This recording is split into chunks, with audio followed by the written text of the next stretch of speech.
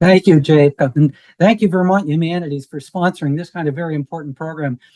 And thank all of you who've joined us tonight virtually, because we want to talk about Thomas Jefferson, third American president, one of the most famous presidents, one of the most admired presidents in American history, the primary author of the Declaration of Independence that we will be celebrating its 250th anniversary this year, sometimes referred to as the architect of American democracy.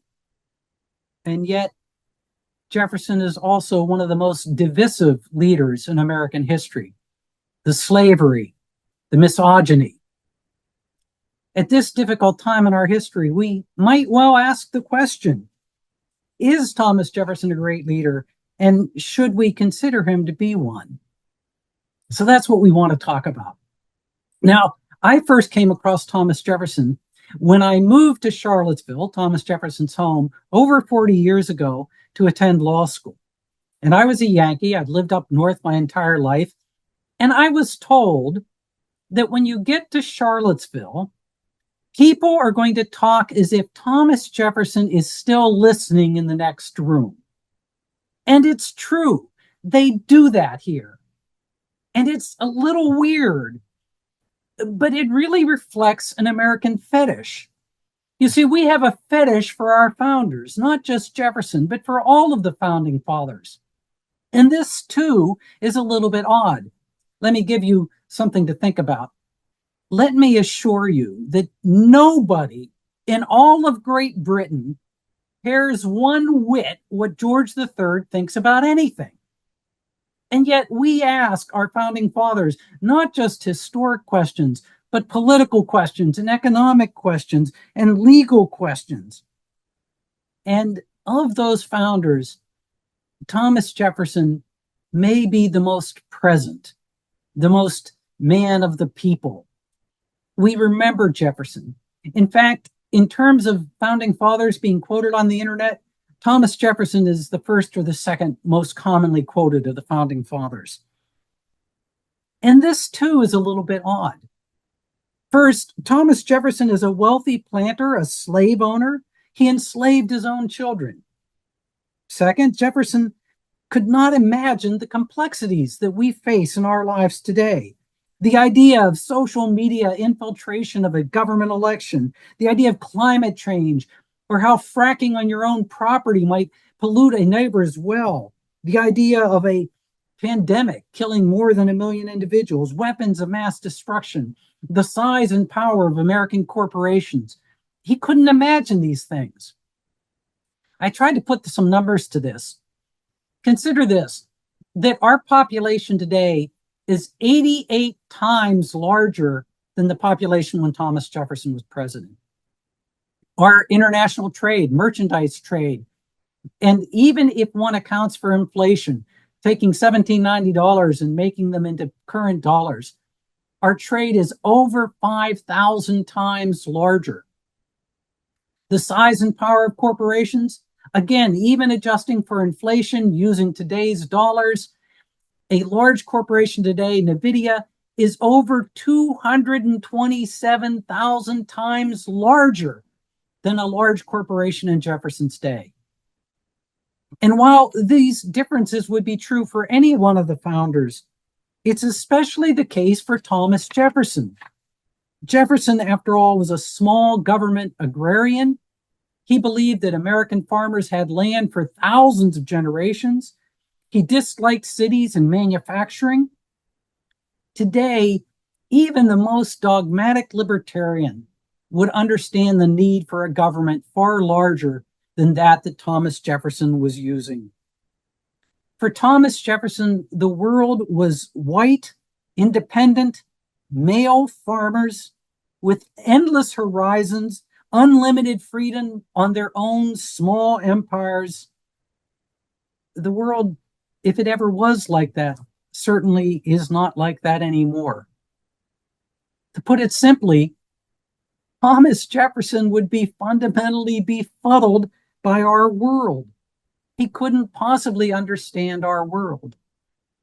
And yet we ask Jefferson and the other founders these questions. as if he speaks for America today.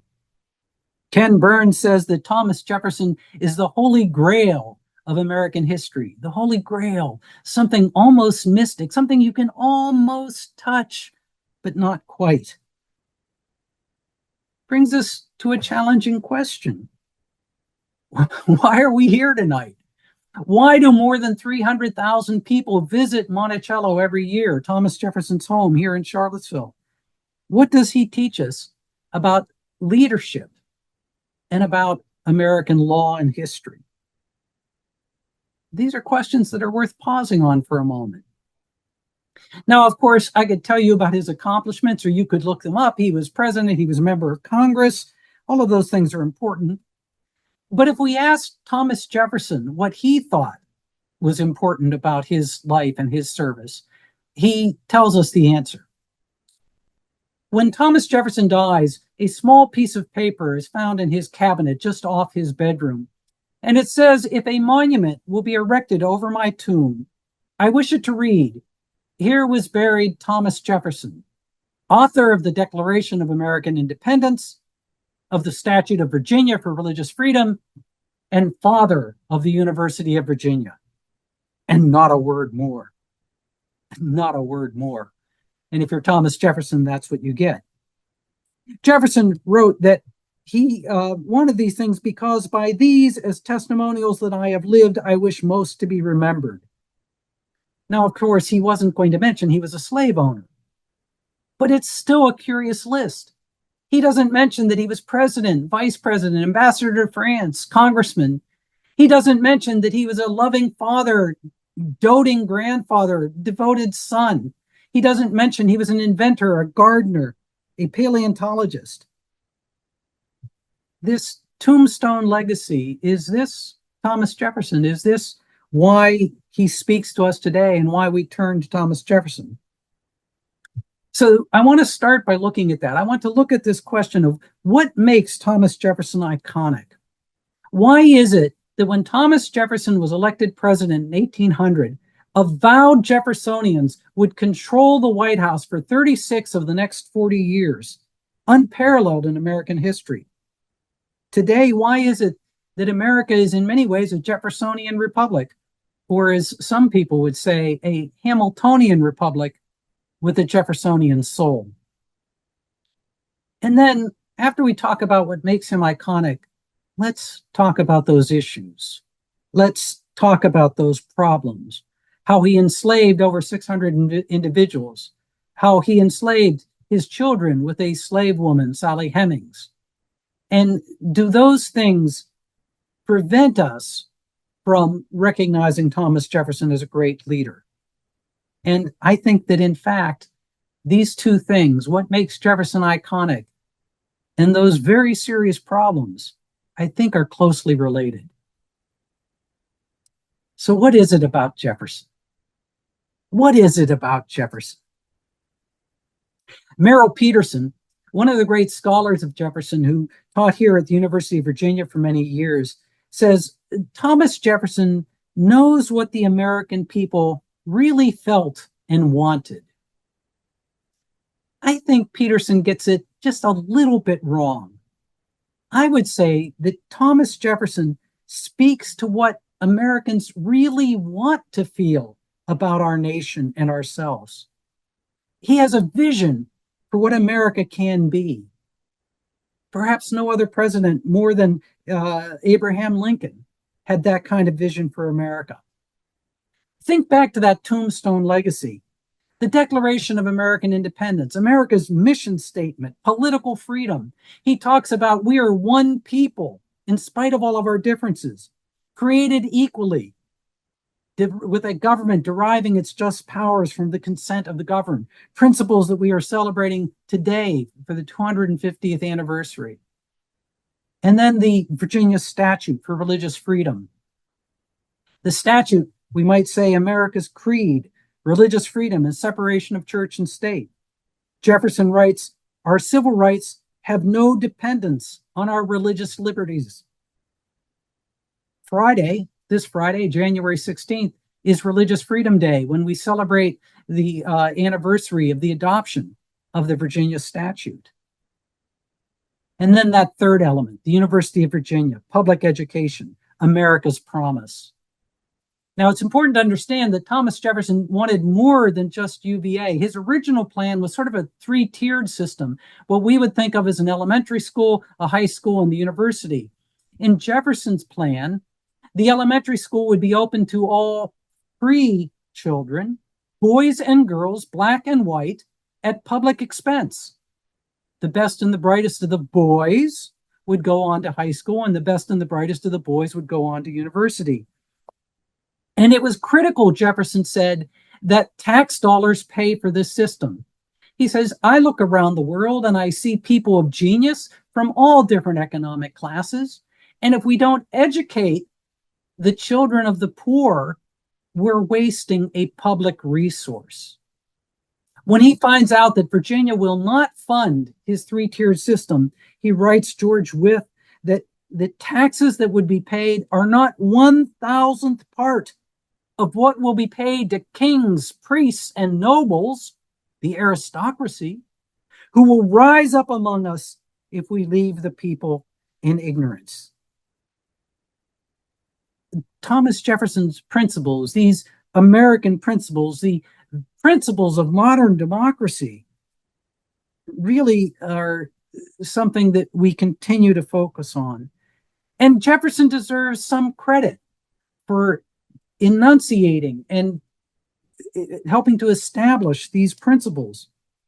After all, the world in which he operated was a world still focused on monarchy.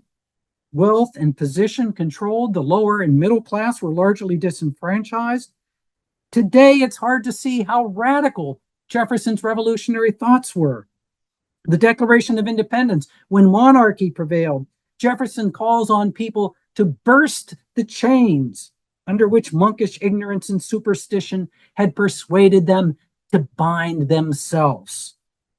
The Statute of Virginia for Religious Freedom, at a time when the norm was state-established religion, state-established churches, religious wars were common. The University of Virginia, public education, at a time when only the wealthy were able to send their children to school, and almost all of the schools were controlled by religion. Thomas Jefferson's tombstone legacy speaks to the foundation of democracy. It's why he's referred to as the architect of American democracy. But then those issues,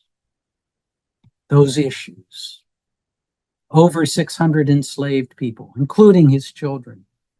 He's a racist in many respects. It's often said that he's one of the inventors of so-called scientific racism. His sexism, his radicalism, these are serious. We shouldn't dismiss them simply. Jefferson sees white males. He fails at the very principles that he articulated. This is important. He fails. The founders failed at the very principles that they articulated. But here's the key point, what I think is the critical point. They knew they failed. They saw their failures. About the Declaration of Independence, Jefferson writes that all eyes are opened or are opening to the rights of man. He understands there's more work to be done. In the mid-18 teens, he writes, a Jewish man, that if your people were free in fact as they are in law, then you would be truly free. He understood that anti-Semitism continued. He understood about bigotry against Catholics and others. With respect to the University of Virginia, as I said, he wanted a broad system of public education, and he told the legislature, the elementary schools, the high schools are more important. That's most important, to educate the people broadly. And yet they failed. But Jefferson understood that these principles were aspirational. And because of that, in spite of the failures, they did not abandon the principles. This was first really brought clear in my own mind a number of years ago in November of 2008. The date is important. I had finished my PhD degree here at the University of Virginia, and I was asked to speak to a large group of Army brass, a bunch of majors and colonels and generals that were meeting here in Charlottesville for a convention, and to speak to them about Thomas Jefferson and leadership. And I don't frankly remember what I said. I suspect none of them remember what I said. But when I was done, a gentleman near the back of the room, an African-American Army officer, stood up and he raised his hand and he said, Dr. Ragosta, what do you think that Thomas Jefferson would think about Barack Obama being elected president? I should have thought of that question, but I hadn't. And I paused for a moment and I said, his head would explode. He could not possibly grasp the idea of an African American being elected president of the United States. But after we peeled him back down off the roof, after he calmed down for a moment, he would understand the principle involved. And I say this because in Jefferson's first inaugural address in 1800, there had been a very divisive campaign, a very heated political campaign. And one of Jefferson's promises was that he was going to cut the military budget at a time when the Napoleonic Wars were erupting and both England and France were trying to drag us into these wars. And people warned, if you cut the military budget, you will weaken the nation. Jefferson, in that first inaugural address, said, no, I believe this, on the contrary, the strongest government on earth. I believe it is the only one where every man, at the call of the laws, would fly to the standard of the law and would meet invasions of the public order as his own personal concern. You see, Jefferson understood it was not about cutting the military budget. It was about people feeling invested in government. He understood that the American government was the strongest government on earth as long as our citizens felt like it was their government. They owned that government. And so after he calmed down, I think he would realize that for 40 million Americans, after Barack Obama was inaugurated president, suddenly the American dream was a little bit more real. It was a little bit more their country in ways that perhaps it had not been before. Jefferson, while not fathoming that election, would embrace that principle. You see, Jefferson's sight is very limited. It's limited to white males. But his vision is expansive. Those principles are used to expand rights in America and around the world over and over again. The women at Seneca Falls were quoting Thomas Jefferson. Frederick Douglass, in the run-up to the Civil War, is quoting Thomas Jefferson. Martin Luther King and the Black Panthers in the 1960s are quoting Thomas Jefferson. Over 100 nations in their own constitutive documents or declarations of independence or constitutions are quoting Thomas Jefferson in the U.S. Declaration of Independence. Those principles, that vision is essential, and it's why we turn to Jefferson over and over and over again. So then what should we do about those problems? What to do about those failures? Well, we could ignore them. That's something we did for many years, acted as if they didn't exist. That approach is unjust, it's bad history, it's unacceptable.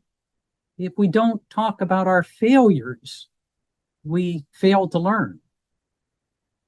The second option is to focus on those failures, to remove Thomas Jefferson as his statute. A statute of Thomas Jefferson holding the American Declaration of Independence was removed from New York City City Hall a few years ago. Dismiss Jefferson. That idea is not new. The failures have been used to criticize Jefferson and the founders from day one, to allege hypocrisy, to undermine and question not just the founders, but those founding principles. Abraham Lincoln talked about this in 1859.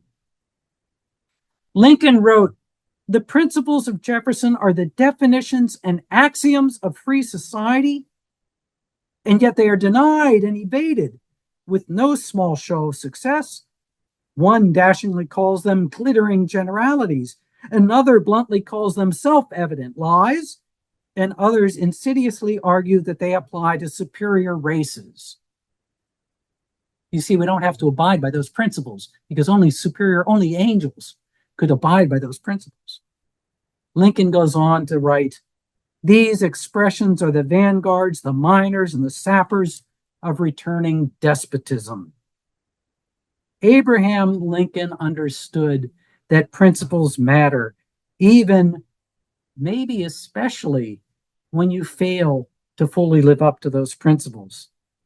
And the failures should not be used as a reason to undermine the principles themselves. Keep this in mind. We still fail. We still struggle with what it means to have political freedom, who gets to vote and how, and what does it mean to have religious freedom and separation of church and state, and what do we mean by good public education? We still struggle. And yet the principles are important. A good example of this, if you ever find yourself in Charlottesville on July 4th, there is a ceremony at Monticello at Jefferson's home, a naturalization ceremony, when people come from all over the world to take the oath of American citizenship. When I used to give tours at Monticello, I would sometimes ask my guests, I'd mention that naturalization ceremony, and I'd say, do you think those people know? Do you think they understand that Thomas Jefferson had slaves? Do you think they understand what an abomination that was? And of course they do. And yet, in spite of those failures, they think it's worth to take the oath of American citizenship, to strive to more fully implement those ideas. Martin Luther King said that the Declaration of Independence is a promissory note to America, what America can be, and we're still trying to cash in. That doesn't mean we dismiss the racism and the sexism, and we certainly can discuss those, but what those Jeffersonian principles teach us, I think, is nonetheless worth some serious consideration. And specifically, let's turn to that question of leadership. What is it that makes Thomas Jefferson a great leader? Why is he consistently listed as one of the top American presidents? And I think there's several reasons. I think, first of all, what makes a great leader is you have to be a vision leader. The only way to set an agenda for a group or for a country is to have a vision. Now, notice there's a difference between legal authority, you're elected president, and moral authority, that people are going to actually follow you and embrace your vision. Now, we've already been discussing Thomas Jefferson's vision, but he understood the role of vision leader. He understood what Teddy Roosevelt would refer to as a bully pulpit in the White House. I'll give you an example of this. Jefferson's letter to the Danbury Baptists. This is the famous letter where he talks about the wall of separation between church and state. When Jefferson is thinking about issuing that letter, he writes his attorney general, and he says he sees it as an opportunity of sowing useful truths and principles among the people. Now, many people who oppose the idea of separation of church and state often try to dismiss that letter to the Danbury Baptist. Justice Rehnquist used to say it was a private letter. It was sent to a few Baptists in Connecticut. Some historians say the same thing. They're very dismissive. But Jefferson saw that letter as an opportunity to sow useful truths and principles. And within weeks of him sending that private letter to the Danbury Baptist, it shows up in dozens of newspapers all over the United States. How did it get there? Jefferson is using the presidency, using his vision as a leader, the need for religious freedom and separation of church and state, and he's propagating that to the people. So the first thing a leader does is have a vision. Second thing that a leader does, single-minded pursuit of that vision, energetic pursuit of that vision. Jefferson says responsibility is a tremendous engine. He hates indolence. He writes, of all the cankers of human happiness, none corrodes with so silent, yet so baneful an influence. Apathy is the forerunner of death to the public liberty, he tells us. So you have to apply that energy to that vision that you have, and it has to be a single-minded pursuit. Again, let me give you an example. We know that Thomas Jefferson was deeply devoted to the University of Virginia, almost had an obsession. When Jefferson finally is able to open the University of Virginia in 1825 with about 60 students, very shortly after UVA opens, the students riot. They attack the faculty. They're breaking windows. Newspapers are reporting on this, and it appears that the university itself is in danger. It may never get off the ground. It may be closed. Thomas Jefferson and the Board of Visitors bring the students into the UVA's rotunda. All of the students, they line up in front of the Board of Visitors seated at a table, including the former President of the United States. Thomas Jefferson rises to address the students, to tell them, don't you understand? You're threatening the university. You're threatening this great experiment in public education. He begins to speak, and the often referred to as emotionless Jefferson breaks down in tears. The President of the United States, tears running down his face. He's unable to continue. He sits down. Another member of the Board of Visitors stands up and reads the students the riot act, so to speak, and says, don't you understand what you're doing and how dangerous this is? The Board of Visitors wants the person who started this riot to step forward and take responsibility. A young man steps forward. It's Thomas Jefferson's great-grandnephew. He's expelled. Jefferson was deeply devoted to his family, but he was even more deeply devoted to the importance of this vision. And he understood that being a leader means you have to pursue that vision with a single-minded energy. Third thing that a leader does is a leader is a mentor, and a leader has mentors. It's important you do both. You have to learn and you have to teach. There's a famous story about John F. Kennedy having a dinner one time in the White House and speaking to a group of Nobel laureates who had gathered there for a celebratory dinner. And John Kennedy says, this is the most illustrious group that has ever dined in this room since Thomas Jefferson dined here alone. And of course, everyone laughs. That line always gets a little bit of a laugh. I always think of that line and I say, it's silly. Jefferson never dined alone. Jefferson understood how important it was to work with people and talk with people. When he's a student at the University of Virginia, he has what he refers to as his party soiree. He's meeting with William Small, his teacher, George Wythe, Louis Fauquier, the governor of Virginia, and he's learning things from them and he's teaching, and he understands how important that kind of exchange is. We know, for example, Thomas Jefferson is famously the mentor for James Madison and James Monroe. He's also a mentor to the UVA students. He invites every one of the UVA students to dinner at Monticello. Think about that. You're 15, 16, 17 years old, and you're being invited by the former president to dinner at his house. Because Jefferson understood how important it was to learn and to teach, to be a mentor and a mentee. And one of the reasons this is important is Jefferson, in spite of his brilliance, sometimes had remarkably bad ideas. And it was important that he listened to Monroe and to Madison. For example, one time he thought that he had calculated how long he thought each generation was. He said a generation is 19 years. One generation should not bind the next generation. So all laws should evaporate after 19 years. A remarkably bad idea. And Madison explains that, and Jefferson accepts that.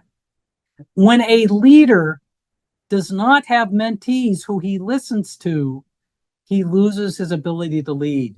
Think of Putin, when people are literally afraid to criticize. That's a very bad model for leadership. Having mentors and mentees also means you have some sense of humility. An interesting story, when Thomas Jefferson goes to France to replace Benjamin Franklin, he was asked by one individual, "Is it you, sir, who replaced Dr. Franklin?"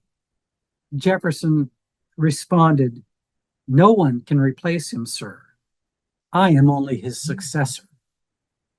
So you need to understand there are people you need to learn from if you're going to be a great leader. So you're a vision leader, you're single-minded pursuit of that vision, you have mentors and mentees, and you're not bound by the dead hand of the past. Now, this is somewhat ironic with Jefferson. People think of Jefferson as a constitutional originalist, but Jefferson writes, "I know the people who wrote the Constitution, and they were good people, and they deserve our respect, but we should not have sanctimonious reverence," that's his term, sanctimonious reverence for that document, as if it's too sacred to be touched. He says that each generation must decide for itself. Laws and institutions must go hand in hand with the progress of the human mind. As that becomes more developed, more enlightened, institutions must advance also and keep pace with the times. Custom is fine, but we might as well require a man to wear still the coat which fitted him when a boy, as civilized society to remain under the regimen of their barbarous ancestors. Again, another interesting example, the Louisiana Purchase. When James Monroe had been sent to England to negotiate the purchase of New Orleans, that was all that was really at stake, was purchasing New Orleans. And Jefferson gets word back across the ocean that they've got the Louisiana Purchase, doubling the size of the country. Jefferson actually thought it was unconstitutional. He thought that nothing in the Constitution gave the country the right to expand its territory. And he said, well, we need to seek a constitutional amendment. Well, James Madison, his Secretary of State, and his other cabinet members said, "No, Mr. President, that's a very bad idea. Listen to those mentees. We'll lose the treaty." And Jefferson says, "That's fine. Send it to the Congress anyway. If I'm doing wrong, it will be corrected in the next election. I will not be bound by metaphysical subtleties." Metaphysical subtleties. He's talking about the U.S. Constitution. But he says, each generation, this Congress must decide for itself. We must not be bound by the dead hand of the past. Now, a caution. Principles are different. Jefferson understood principles were timeless, but facts and circumstances change. Jefferson was a small government agrarian at a time when small government was all that was needed. Fifth element of a great leader, you engage across differences. You're a vision leader, you single-minded pursuit of that vision, you have mentors and mentees, you're not bound by the dead hand of the past, and you engage across differences. Jefferson is elected to the president after the hyper-partisan campaign of 1800. In 1799 and 1800, there were actually newspaper headlines threatening civil war. There was real concern that the nation was on the verge of falling apart. Jefferson, after he was inaugurated, started almost immediately to have dinner parties in the White House, to invite both Democratic Republicans, his party, and in Federalists, sometimes together, sometimes alone, but to join with them and talk about what was important and what was happening in the nation. One Federalist, after one of these dinners, wrote someone that no one can know Mr. Jefferson and be his personal enemy. Jefferson understood the critical nature in politics of compromise. Jefferson wrote John Randolph, who was one of the great Jeffersonians of the Jefferson presidency and a noted hothead. Jefferson wrote, "Experience having taught me the reasonableness of mutual sacrifices of opinion among those who are to act together. For if they act for any common object, the expediency of doing what good we can when we cannot do all we wish. You have to compromise."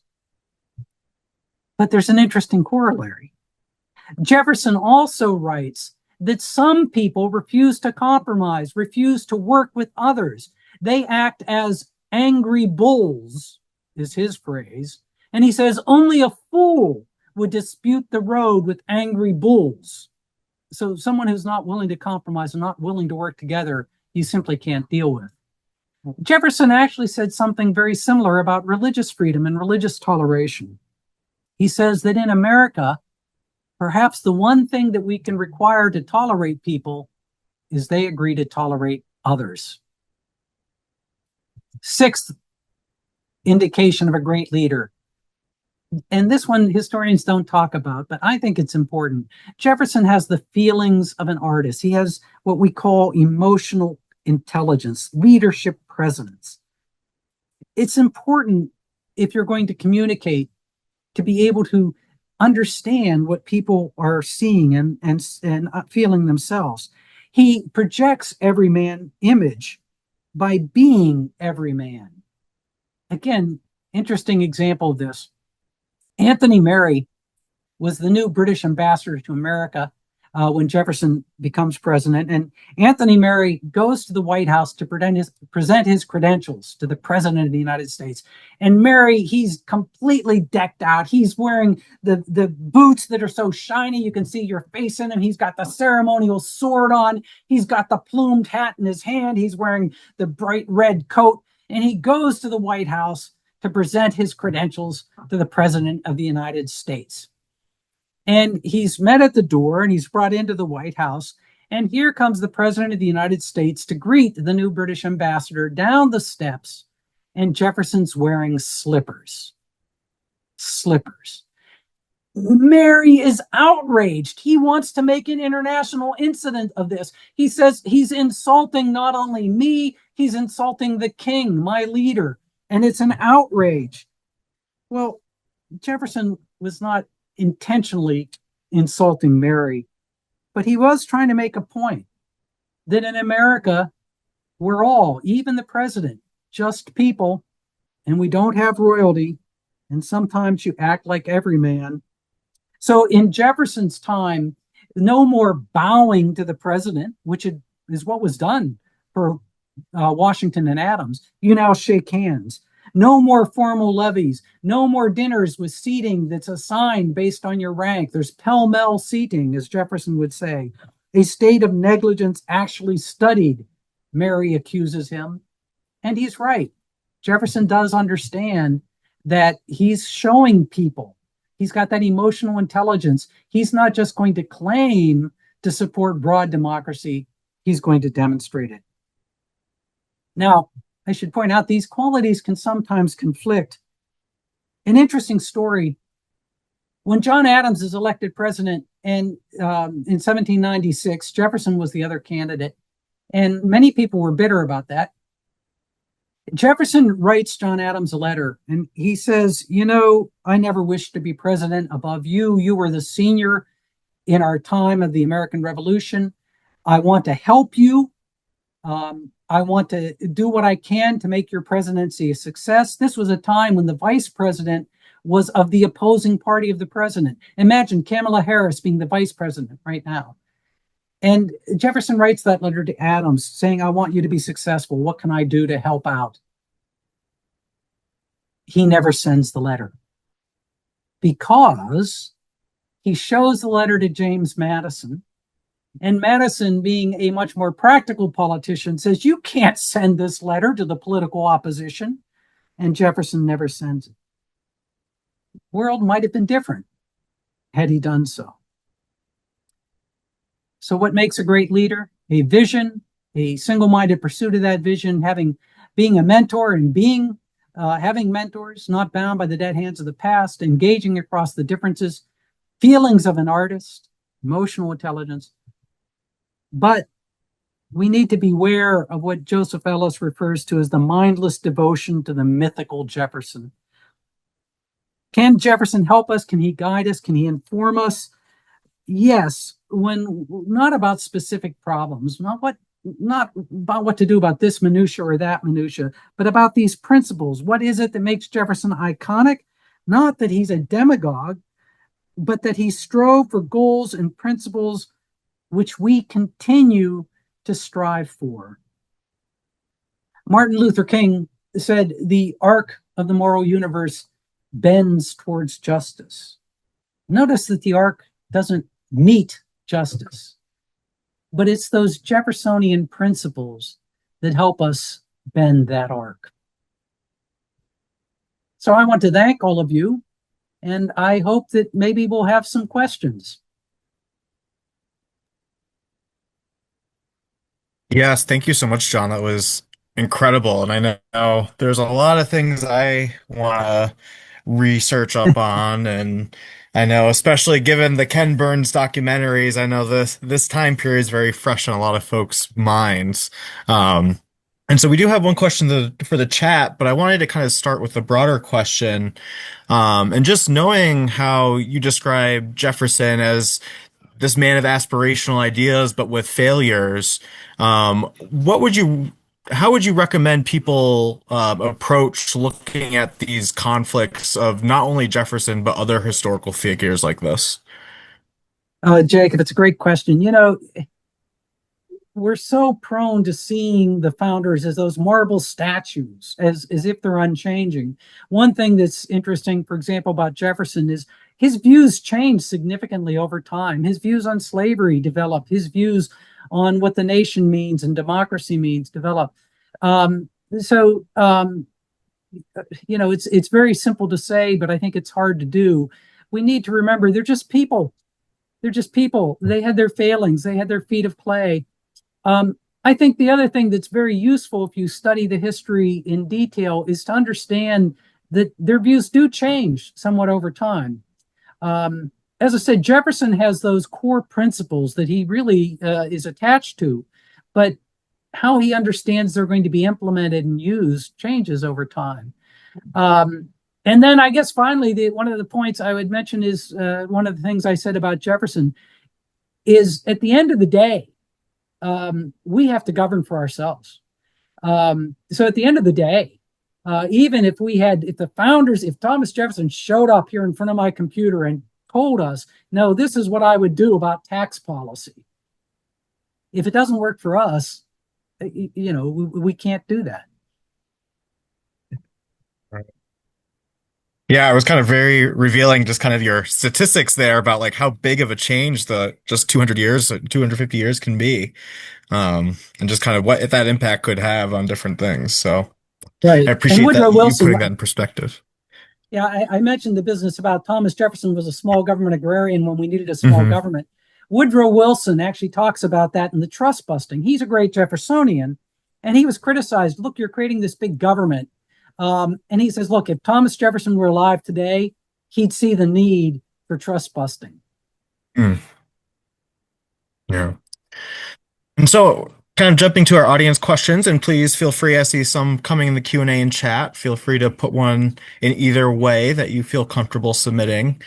But our first one from Bruce is very kind of specific and asking, why did Jefferson say in 1800 that people would flock to the military service when, in his experience as governor of Virginia in 1778, the call to arms was often ignored? It's a very good question, but I think if I can put on my Jefferson hat, one of the problems during the American Revolution was that people were not heavily enfranchised. To have a voting right in Virginia, you had to be a white male over 21, property owner over 20 acres, Anglican. And Jefferson actually talks about trying to expand that voting power. He talks about, for example, anyone who serves in the militia should have the vote, which at the time was considered remarkable. He also at one point suggests that any Again, he's focused on white men, but any white man in Virginia who doesn't own land should be given 50 acres by the government. So they are invested in the government. But they, I think it was Bruce that, it's a very good question. This is obviously a question that speaks to us today. But the principle, I think Jefferson is absolutely correct about. We will support the government if we believe it's our government. And that's the critical element, that he sees that. Yeah. Another kind of question that is related to a topic I want to learn more about as well is it seems correct to state that the Virginia legislature wasn't favoring the founding of the University of Virginia.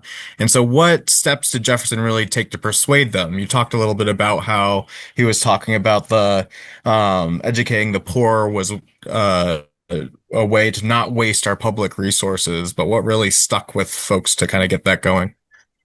Well, he does a lot of things. Some people have pointed out, and it's worth saying, he plays, it's ugly. He plays a little bit of the slavery card. Now, he points out that, look, we have all of these Virginia gentry going to Harvard and Yale, those Yankee schools, and learning those Yankee principles. And, the implication being, oh, no, we want to keep them here in a slave society. So he does that. It's very ugly. But he also is preaching the idea of public education at the same time. He is so devoted to the idea of UVA, that single-minded pursuit. He's willing to do almost anything. He engages in some funny statistics, trying to prove that Charlottesville was in the center of the state, both by population and geography. And he also enlists Joseph Cabell. If we have any UVA grads on the phone, Cabell Hall was a member of the legislature, becomes a good friend of Thomas Jefferson's, and they're engaged in a lot of arm twisting and politicking. But as I said, it's people will point out that he played the slavery card. Some people will say that's why he was building UVA. I think that's clearly wrong. If you go back and look at what Jefferson says about education, he makes clear his desire for UVA years and years and years earlier, and he continues in that. But it is ugly. Jacob, I want to go back, by the way. I want to say one thing about, people are going to support the government if they feel it's their government. Jefferson also talks about, well, what happens if you lose the election? And so, boy, it's not your government, it's the other guy. And he says, look, we can't, if we're going to have a republic, if it's going to function, you can't go flying off the handle every time when the other guy wins. But if you start to lose your ability to participate, and again, somewhat, people could say, somewhat hypocritical for him to say, since he's focused on white men, but if you don't have an opportunity to participate, then you're not going to support the government. But as long as you have that opportunity to participate, even if you might lose this election or the next election, yeah, it's still your government. Right. And I think that kind of like direct participation also goes to what you were saying about his willingness to compromise and kind of see people's values where they're at. And it seemed like he really valued kind of what you were saying of being the everyman and like what is every individual person's stake in what we're going through with the government right now. Right. And one question that's kind of this may be two, so feel free to divide it. A few people are asking of kind of like was there any change in Jefferson's opinion on slavery over time? But also kind of how did that relate to his views with indigenous populations? And so I know that's kind of like, Oh my. yeah. The answer to the first question is historians will differ somewhat. I think that, yes, his views do change over time. As a young man, he is consistent. He understands slavery is evil. He understands it must end, and that's consistent over his life. The language on the Jefferson Memorial in Washington, D.C., nothing is more certainly written in the book of fate than that these people are to be free. So he understands that. As a young man, he seems to be actively working for that.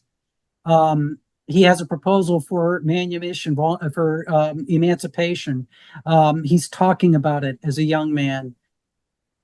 As he becomes older, he seems to lose hope in that happening in his lifetime. So he's written by a neighbor and a friend in the 18 teens saying abolitionism was beginning to gain some steam, and he's asked, Mr. President, why don't you come out and support abolition? Because if Thomas Jefferson would support abolition, then it will really get going. And Jefferson writes back and says, "It's for your generation. This isn't something I'm going to intervene in." So his and we could say this may be true of a lot of people as they get older. His willingness to really take on that fight, I believe, fades as he gets older, and he gets very concerned about. He seems to understand that we have the wolf by the ears, the famous quote. He understands there's going to be a conflict, but he no longer sees a simple way out of it at that point in time. Now, indigenous. His views of the Native Americans is very different. He honors Native Americans in many ways. He studies their languages. He tries to gather the languages. He talks about how eloquent Native American speakers were. And yet, like Washington, like Henry Knox, the first Secretary of the War, Jefferson believed that Native Americans should either assimilate, get out of the way, or become extinct. He thought those were the options. Now, he wanted to see assimilation, and he thought, isn't that great? We're going to make these people, we're going to teach them, and we're going to give them the plow, and they're going to have lands, they're going to be farmers, and they're going to be productive. And so he thought that was a wonderful thing. It's curious, his cultural narrow-mindedness is on display when it comes to Native Americans. And like I said, remarkable because he does recognize their intelligence, their capabilities.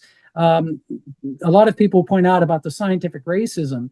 He's very derogatory about African Americans, but he not so about Native Americans.